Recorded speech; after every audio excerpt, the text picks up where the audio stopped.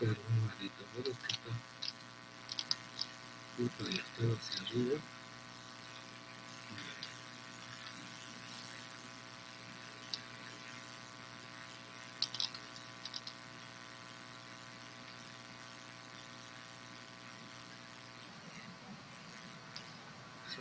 Pero no está accesible.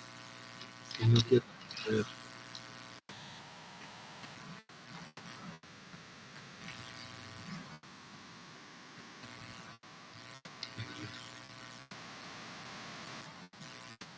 ¿Ya logran verlo?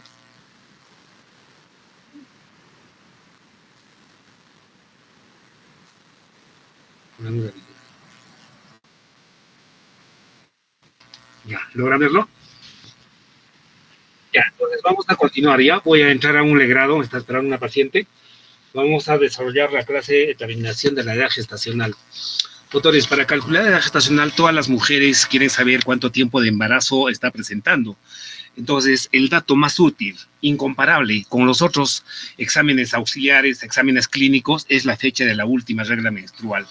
Entonces, la duración del embarazo va a depender mucho de la fecha de la última regla menstrual, pero si no tenemos o el dato es dudoso de la fecha última regla menstrual en la gestante, tenemos que acudir a los exámenes ecográficos. Los exámenes ecográficos van a tener una variación de más o menos en el primer trimestre de una semana.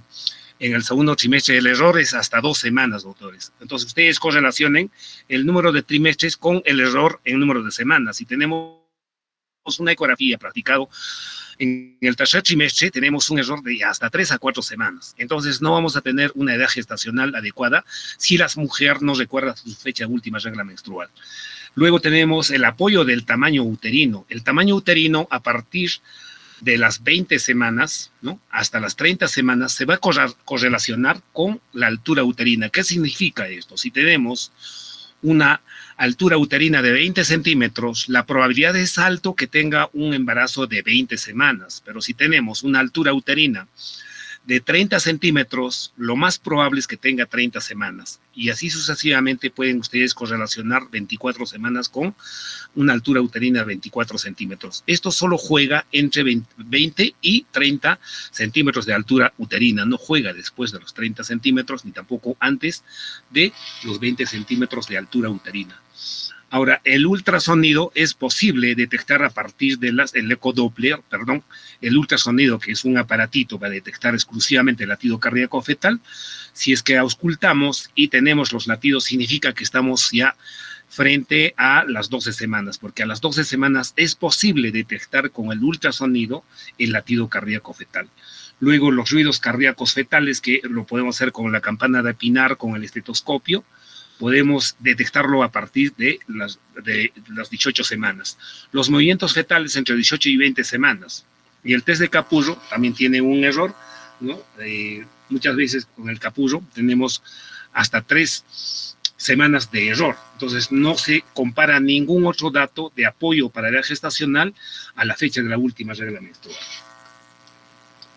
¿Cuánto tiempo dura el embarazo? El embarazo tiene una duración de 40 semanas, que equivale a 280 días. Estamos más o menos calculando el mes con 28 días, de ahí en 40 semanas. Las 40 semanas equivalen a 280 días. Si es que nosotros tomamos en cuenta la edad gestacional a partir de la fecundación o a partir de la ovulación donde ha tenido la relación sexual, por consiguiente, un embarazo, estamos hablando de 38 semanas, que equivale a 266 días. Esto porque las 2 semanas que estamos descontando corresponde a la etapa folicular, ¿no? La etapa donde el folículo madura y llega a la ovulación el día 14, tenemos 14 días. Entonces, tenemos que tomar en cuenta la edad gestacional desde el primer día de la regla y la edad gestacional desde el momento de la fecundación. ¿Para qué nos sirve la famosa regla de Nageli? La famosa regla de Nageli nos sirve para calcular la fecha probable de parto. Y además, utilizando el gestograma, ustedes, tomando en cuenta la fecha última regla, deben calcular la edad gestacional. Entonces, que quede para ustedes, para siempre, en forma clara, si quieren calcular adecuadamente o en forma exacta la edad gestacional, el único dato que nos va a ayudar es la fecha de la última regla menstrual. El primer día de la última regla menstrual, pero tiene que ser una regla regular que no haya utilizado métodos anticonceptivos por lo menos los 3 últimos meses. Para calcular la fecha probable de parto que hizo la regla de Nageli, ¿no? El primer día, la fecha última menstruación, más 7 días, menos 3 meses. Si nosotros tenemos la fecha de la última regla, el 1 de enero, entonces le agregamos 7 días y luego le descontamos 7 meses. Entonces, al 1 de enero le agregamos 7 días, es el 8, menos 3 meses de enero. ¿Cuánto va a ser? Octubre. 8 de octubre sería el, tomando como dato el 1 de enero de este año de 2023. La fecha probable de parto va a ser el día 8 de, ¿cuándo, doctores? Menos 3 meses, octubre. 8 de octubre, la fecha probable de parto. Bien, les había comentado sobre la altura uterina. Aparte de la fecha de la última regla menstrual, tenemos la altura uterina, doctores. ¿Ya? La altura uterina va a correlacionarse entre 20 y 30 semanas. Normalmente un embarazo a término llega, si estamos con 9 meses, llega a 33, 34 centímetros como promedio, pero si tenemos una altura uterina que tiene ya pues 36, 37, 38 centímetros, esto ya es algo que sale fuera de lo normal y podemos estar frente a un feto macrosómico o a un embarazo gemelar, ¿no? Si tenemos una altura uterina de 33 centímetros, probablemente este embarazo ya tiene encima de las 37 semanas de edad gestacional. Pero hay que tomar en cuenta también el espesor del tejido adiposo. Muchas obesas con sobrepeso, con índice de masa corporal encima de 25, ya puede aumentar ostensiblemente hasta 5 centímetros la altura uterina y esto es engañoso, ¿no? Entonces, el tejido celular subcutáneo debe ser considerado. ¿Y cómo se va a medir la altura uterina? A partir de la sínfisis pubiana ponemos la punta de la cinta obstétrica y luego recorremos entre el dedo índice y el dedo medio hasta el fondo uterino. Eso es la manera ideal de tomar la altura uterina. ¿Desde cuándo vamos a tomar la altura uterina? Cuando el embarazo es más de 3 meses, cuando ya es extrapélvico. Antes de los 3 meses, el útero con su gestación sigue siendo intrapélvico y no es accesible. Entonces, no podemos informar una altura uterina en un embarazo de 3 meses porque es intrapélvico, doctores. No tenemos el fondo uterino encima de la sínfisis pubiana. Tenemos acá algunos ejemplos, doctores. Ya la doctora en la ponencia anterior manifestó que cuando tenemos un embarazo de 20 semanas, la altura uterina se encuentra a nivel del ombligo. Ya tenemos una altura uterina de 40 semanas, ya, o de 40 centímetros, perdón. Entonces, probablemente este embarazo ya es a término. Estamos hablando de 9 meses o 40 semanas, ¿ya? Y cuando la altura uterina, ¿no?, ha bajado disminuyendo por lo menos unos 3 centímetros, significa que la cabeza ha encajado, ¿ya? ¿Qué significa esto? Que en el estrecho superior, la parte más declive de la cabeza fetal se encuentra insinuando. Cuando hay inicio de trabajo de parto, generalmente en las nulíparas, la cabeza fetal encaja. ¿Qué significa?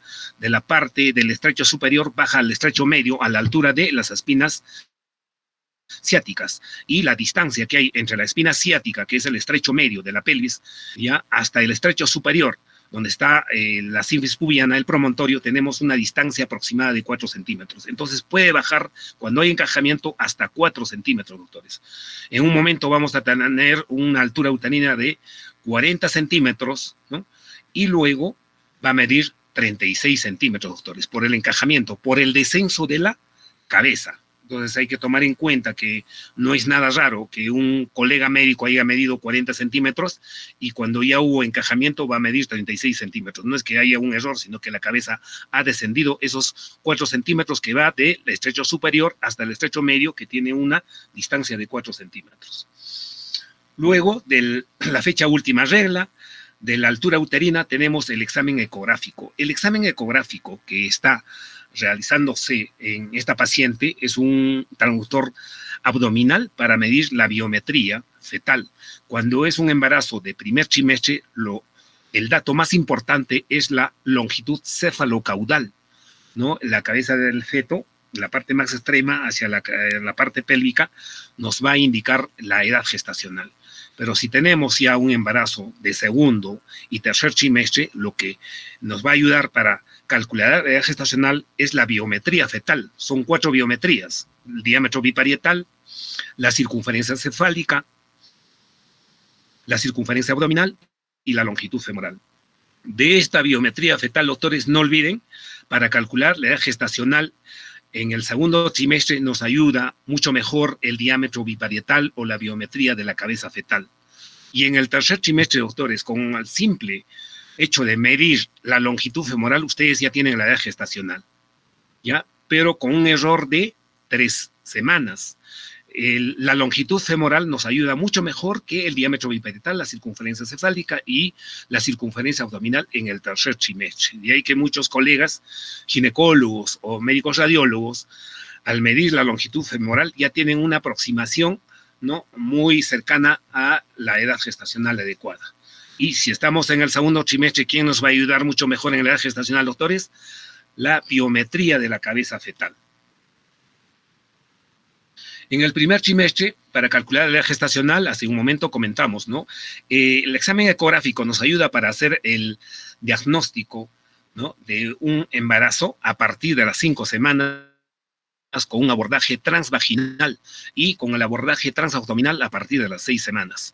Cuando todavía no ha tenido la fecha probable de la menstruación y queremos saber si es que está embarazada, hemos quedado claramente que el dosaje de la subunidad beta, ¿no?, de la hormona gonadotrofina nos ayuda para determinar si está gestando. Y a partir de las 5 semanas ya podemos indicarle a la paciente que está gestando. Y ojo, también revisamos en la clase anterior que para un saco gestacional adecuado debe tener el anillo ecogénico. Si no tiene ese anillo ecogénico, no es un embarazo, es un pseudo saco gestacional.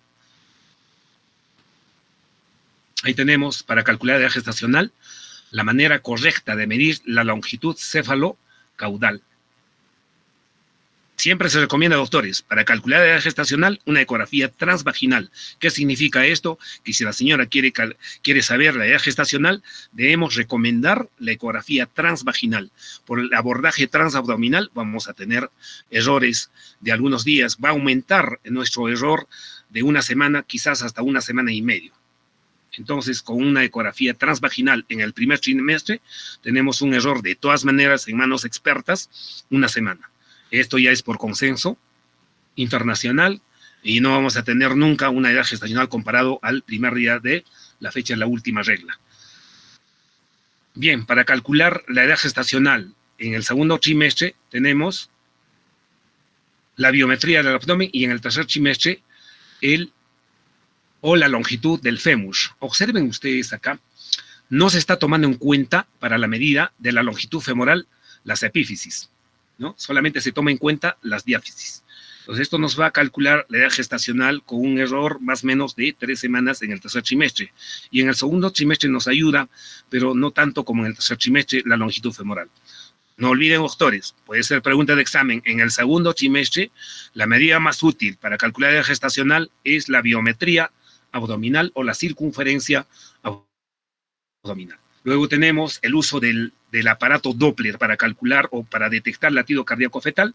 Va a estar presente a partir de las 12 semanas. Si estamos haciendo el seguimiento y de un momento a otro viene la gestante, encontramos latido cardíaco, probablemente tiene una edad gestacional de 12 semanas. Los movimientos fetales que va a percibir la mamá, le preguntamos a la mamá, ¿desde cuándo está percibiendo los movimientos fetales, no?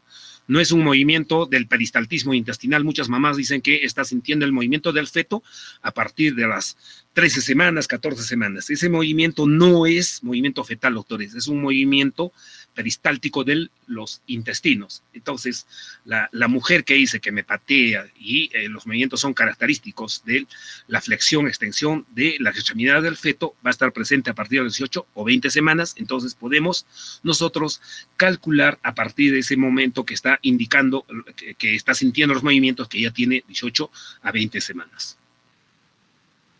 Luego tenemos el famoso test de Capurro, ¿no? El test de Capurro utilizan los médicos pediatras, los neonatólogos, o las enfermeras del servicio de pediatría. En realidad, el test de capullo, claro, el test de capullo debe ser manejado o utilizado para calcular la edad gestacional por los médicos pediatras, por los residentes, por los médicos internos, porque dominan mucho mejor que el otro personal que va a calcular la edad gestacional. Entonces, ¿qué dice el test de capullo? Ya tenemos que evaluar 5 parámetros en el feto, en el recién nacido, ¿no? Y la fórmula dice que debemos agregarle al puntaje obtenido sobre la calificación de estos 5 aspectos más 204 dividido entre 7. ¿Qué vamos a calificar? ¿No? Vamos a calificar, tiene sus puntajes, la forma de la oreja, el tamaño de la glándula mamaria, la formación del pezón, la textura de la piel, los pliegues plantares. Cada uno de estos tienen sus puntajes, ¿ya?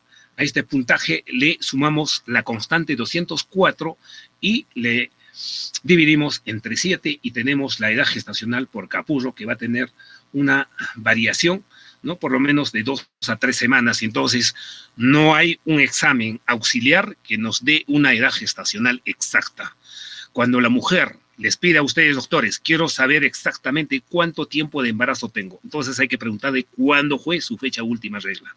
Si no se acuerda la fecha última regla, ha estado usando anticonceptivos o hubo irregularidad en la regla menstrual, doctores, entonces siempre pidan ustedes la ecografía del primer trimestre. Tiene un error máximo de 1 semana. Si no se ha hecho tomar, muchas mujeres no acuden al control prenatal durante el primer trimestre. Entonces se le debe solicitar en el segundo trimestre y tiene ya un error de 2 semanas. Muchas mujeres, no es nada raro que venga una mujer que no ha tenido sus controles, ni siquiera un examen ecográfico, vienen en el tercer trimestre a las 34 semanas y no se acuerda la fecha última regla, no tiene ecografía el primero ni el segundo trimestre, no nos queda más que hacer la ecografía el tercer trimestre. Entonces tenemos un error de 3 semanas aproximadamente. Bueno, son todos los aspectos que deben ser tomados en cuenta para calcular la edad gestacional. Vamos a ver la parte complementaria del crecimiento morfológico del feto. Creo que en una oportunidad ya les puse esta diapositiva.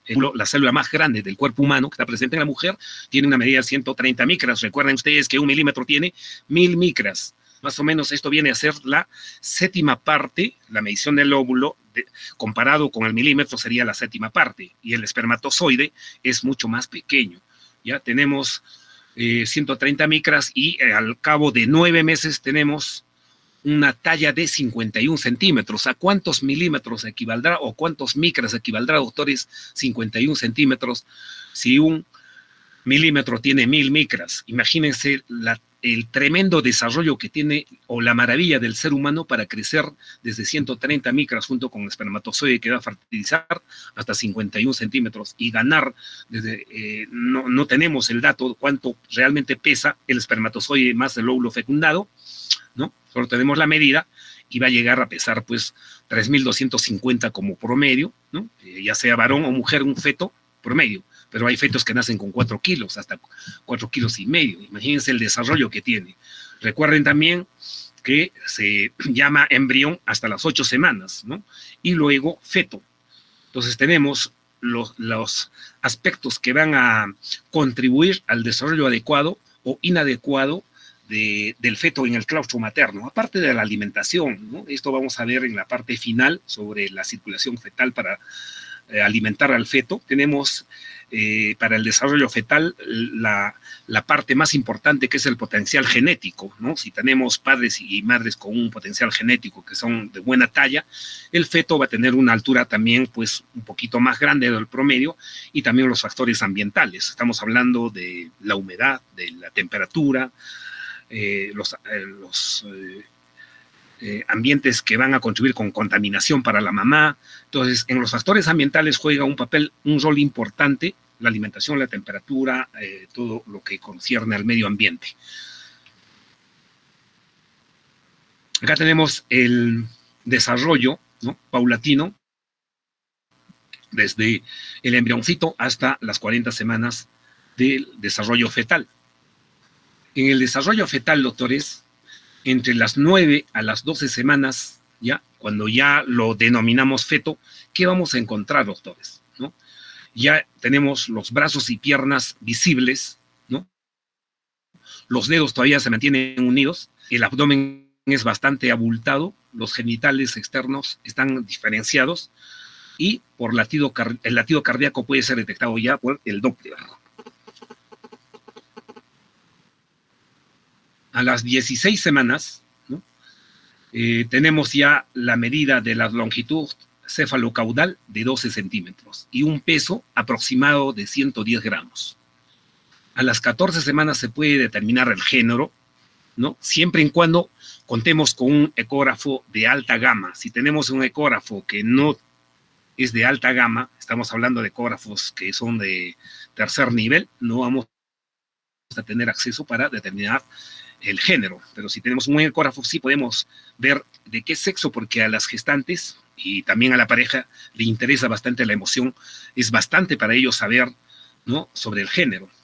A las 20 semanas, doctores, la altura uterina está a nivel del ombligo, ¿ya? Es el punto medio del embarazo, decíamos que tiene una duración de 40 semanas, y el peso promedio, doctores, es de 300 gramos. ¿Qué significa, doctores? Que durante los 4 meses y medio, ¿no?, a las 20 semanas, solo ha llegado a los 300 gramos y el feto va a nacer con 3.250 gramos.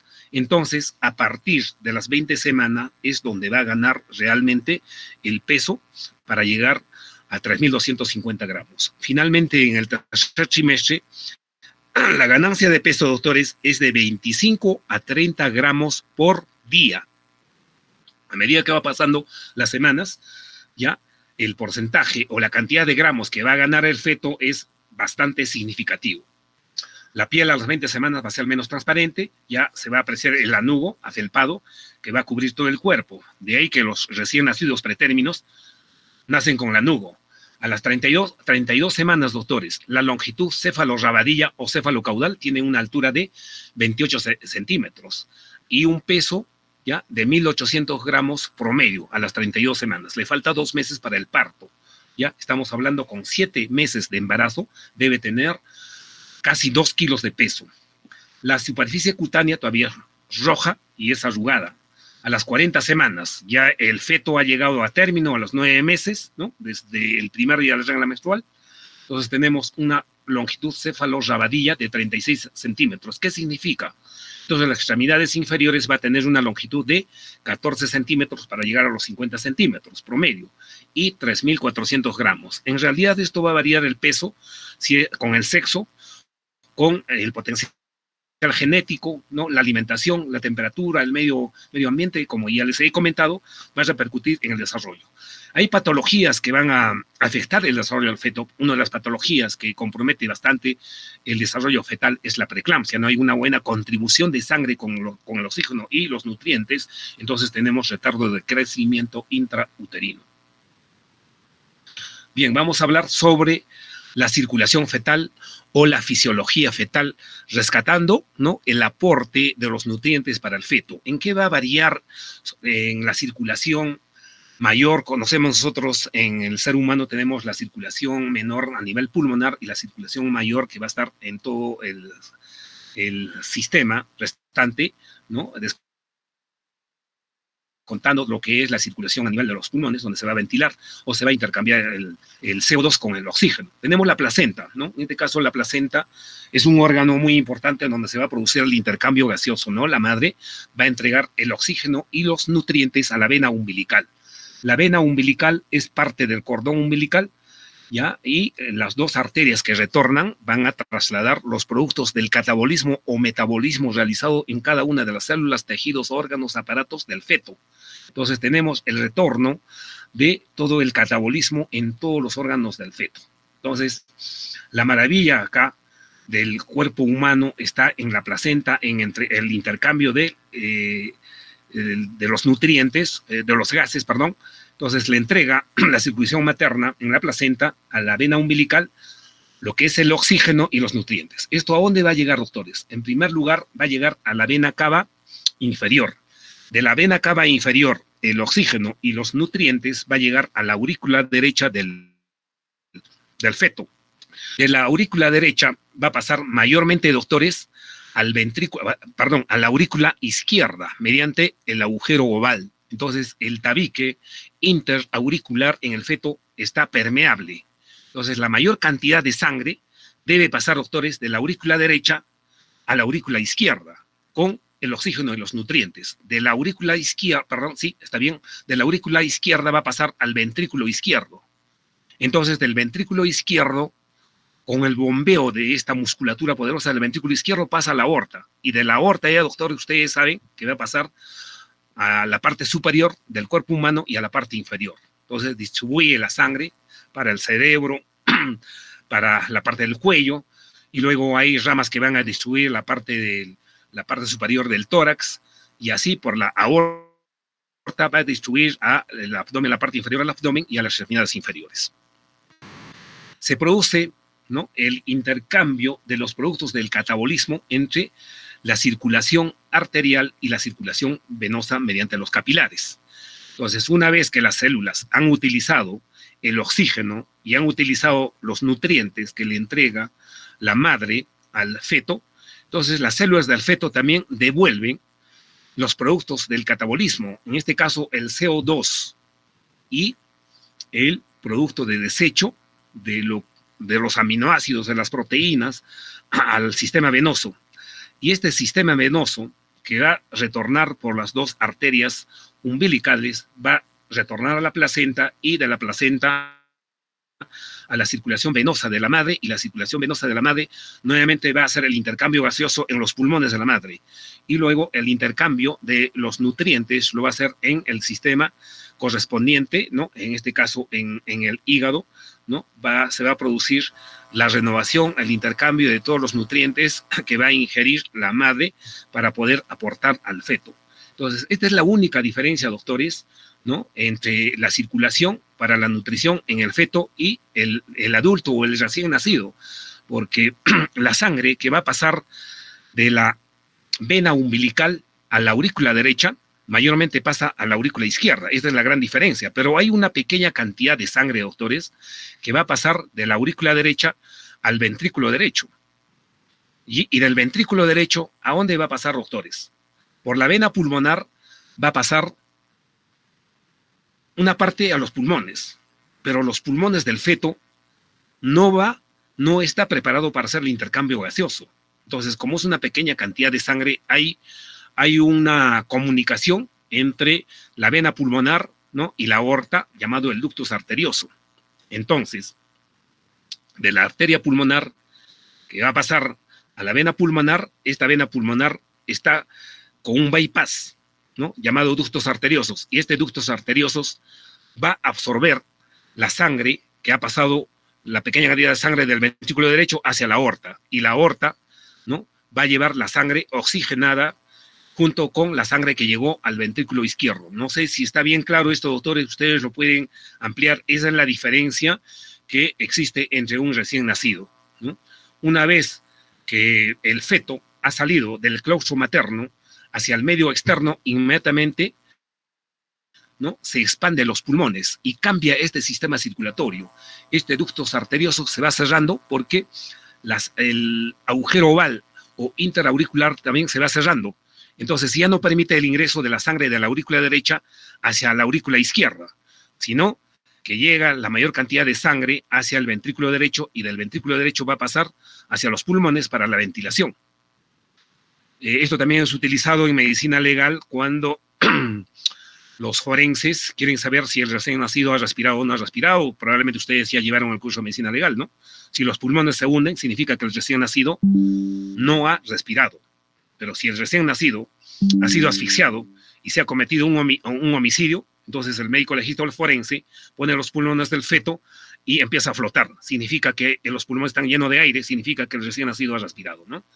Entonces, doctor, no sé si tienen alguna pregunta en relación a la edad gestacional, a la morfología o el desarrollo, ¿no?, del feto, y a la circulación fetal para la entrega de nutrientes. En este caso, lo más importante para el feto es el oxígeno y los nutrientes a base de, básicamente, de aminoácidos, ¿no?, para poder seguir multiplicando o producirse un metabolismo adecuado y que no haya repercusiones en el feto. Porque si el feto tiene repercusiones, ¿no? En el aporte de los nutrientes, entonces tenemos un retardo de crecimiento intrauterino. Tenemos un peso menos de 2.500 al momento de nacer. Y si nosotros calculamos, ¿no?, el percentil que corresponde a una determinada edad gestacional, tenemos tablas para calcular el percentil 10 y el percentil 90 para ver si está dentro de esos rangos para determinar que es un adecuado peso fetal o está por debajo del percentil para decir pues que tiene un peso inadecuado y estaremos frente a un PEC, un pequeño edad para la gestación, un retardo de crecimiento intrauterino. Si tienen preguntas, doctores, adelante.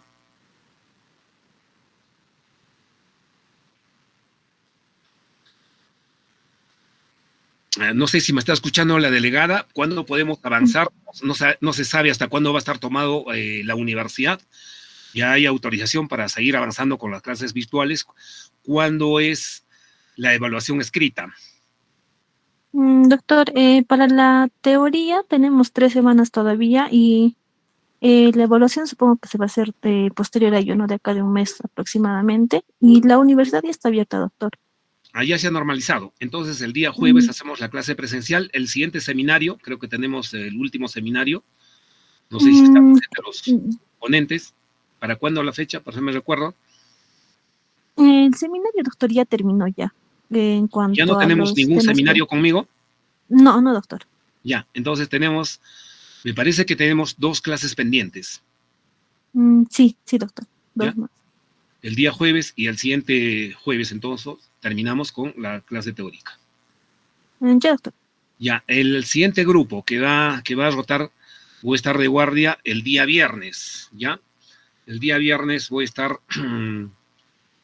a las 8 de la noche y el día jueves a las 8 de la mañana. Entonces son los únicos días que podemos aprovechar para hacer una práctica presencial, porque no va a ser lo mismo cuando están mis colegas pasando visita y yo no tengo acceso, no tengo oportunidad de poder ingresar a la visita médica. El día de mañana, con el grupo que hemos pasado visita esta mañana a las 8 de la noche, y si es que no pueden mañana a las 8, entonces pueden recuperar la visita que vamos a hacer el día jueves, ¿ya? A las 8 de la mañana o el día viernes a las 8 de la noche. Muy bien, doctores, nos Ya, quedamos acá. Voy a acudir a la sala de operaciones para hacer ese legrado que está pendiente en el hospital. Hasta luego, doctores. hasta luego, doctor. Ya, hasta luego.